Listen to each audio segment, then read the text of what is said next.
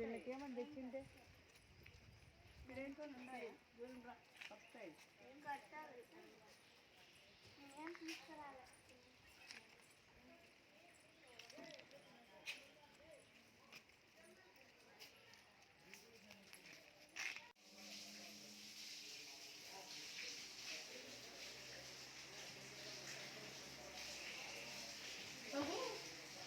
ముక్కండిలా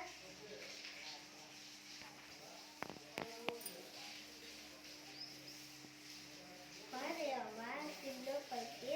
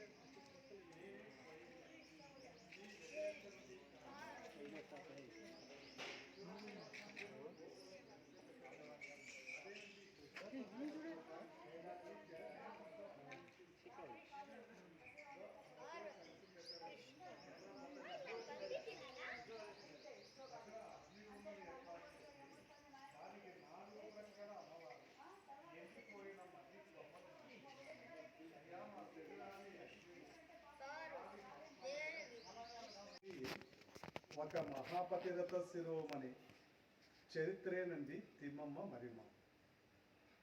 ఈ అమ్మవారు ఇప్పటికీ 700 సంవత్సరాల క్రితం మన భగవాన్ పుటపర్తి సత్యసాయిబాబు ఉన్నారు కదండి, ప్రక్కనే విలేజ్ బుక్కపట్నం అమ్మవారి పుట్టినే.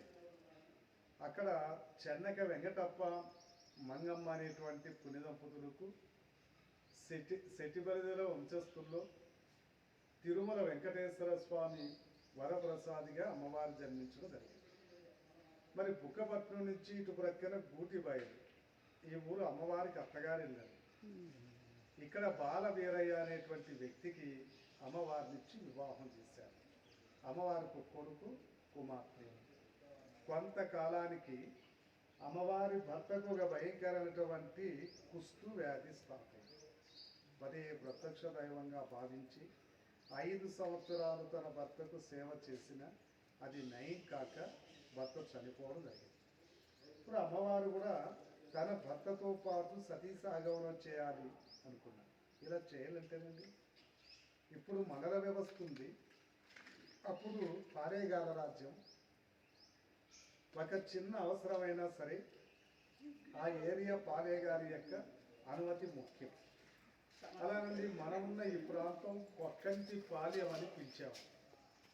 మరి సతీ సాగమనానికి అనుమతించమని అమ్మవారు పాలేగారిని ప్రార్థించేసరికి పాలేగారు అన్నారటమ్మా, నేనిచ్చిన ఏదైనా 2 పరీక్షల్లో విజయం సాధించాలి అని, అంటే తన యొక్క పతివ్రత ధర్మాన్ని నిరూపించుకోవాలి అన్నారు.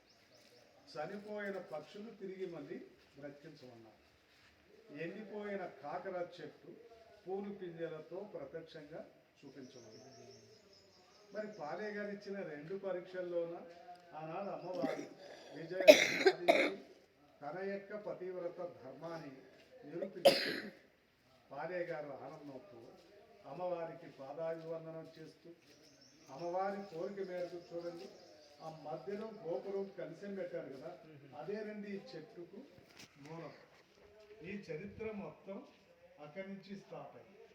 ఆ చోట అగ్నిగుండం ఏర్పాటు చేస్తే దానికి 4 ప్రక్కల అమ్మవారు ఎండిపోయిన మర్రి కొమ్మలు నాటి, అయ్యా మా శరీరాన్ని అగ్నిలో కాలి భస్మమైన వెంటనే చిదిరించి నీరు పొంగి పొరడి చిరికి ఈశాన్యపు దిక్కున నేను నాటిన వట్టి మర్రి కొమ్మ తన పతివ్రత ధర్మానికి సాక్ష్యంగా వెంటనే చిగిరించి అది మహిమాంతమైన మర్రి చెట్టే ఈ కలియుగం ఉన్నంతకాలం తిమ్మమ్మే మరిమాన్ అనేటువంటి పేరుతో పూజింపబడుతుందని వాగ్దానం చేస్తూ తన భర్తతో పాటు అక్కడ అమ్మవారు అగ్నిగుండ ప్రవేశం చేశారు.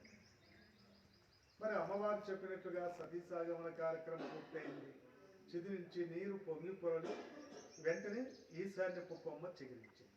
ఇలా ఆనాడు అక్కడ చిగురించిన ఒక చిన్న మొక్కే ఇప్పుడు ప్రపంచంలోని పెద్ద మహావృక్షం తిమమ్మే మరిమ.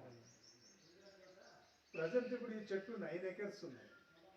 కానీ వరదరం చెట్టు తల్లి వేరు మొదలంటే అక్కడే 100 అడుగుల విస్తీర్ణం ఉన్నంత చెట్టు మొదలు. అది 585 సంవత్సరాల వరకు కూడా ఒకే కనెక్షన్తో కలిసే జీవించింది. ఇప్పటికి 89 సంవత్సరాల క్రితమే ఆ తల్లి పేరు అనేది ఏస్బారి పడిపోయిందండి. మొదలకు గుర్తుగా అలా తయారు చేశారు. సాక్షాత్ అమ్మవారు సతీ సహగమనం చేసిన పుణ్యభూమి ఈ మహావృక్షానికి మొదలు ప్రసాదించిన పుణ్యభూమి.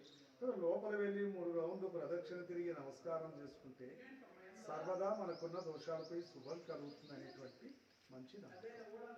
ఇక్కడ కొన్ని మహిమలు ఏంటంటే, వివాహమై చాలా కాలంగా సంతానం లేని వాళ్ళు, వివాహం కాని వాళ్ళు అమ్మవారిని ప్రార్థించి ముడుపుబడి చేసుకొని పూజారి గారు ఇచ్చిన ముడుపు అటు పక్కన చెట్టు కడతారండి.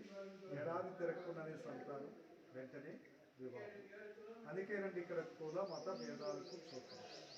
ఇక్కడికి వచ్చిన యాత్రికులకు ఆశ్చర్యం. చూడండి, ఈ మహావృక్షాల మీద ఎక్కడే కానీ పక్షులు గూడు కట్టవు. పక్షులు పగలంతా ఇక్కడే ఉన్నా మరిపరిచిని ఆస్వాదిస్తున్నా ఎక్కడ గలిచి సమయాన్ని చెట్ల మీద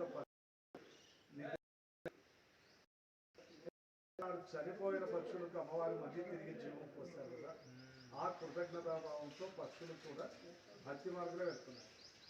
ప్రతి ఏటా ఇక్కడ జరిగే మహాశివరాత్రి ఉత్సవాలు ఆంధ్ర, కర్ణాటక, తమిళనాడు, తెలంగాణ రాష్ట్రాల నుంచి కూడా వేలాది మంది భక్తులు ఇక్కడ 4 రోజుల పాటు మహాశివరాత్రి ఉత్సవాలలో అమ్మవారి కార్యక్రమాలు ఆస్వాదిస్తారు. ఈ చెట్టును ఫారెస్ట్ డిపార్ట్మెంట్కి ఇచ్చారు. వారి సంరక్షణ ఈ చెట్టు అభివృద్ధి గుడి ప్రైవేట్ కమిటీ హ్యాండ్ అవుట్ అభివృద్ధి.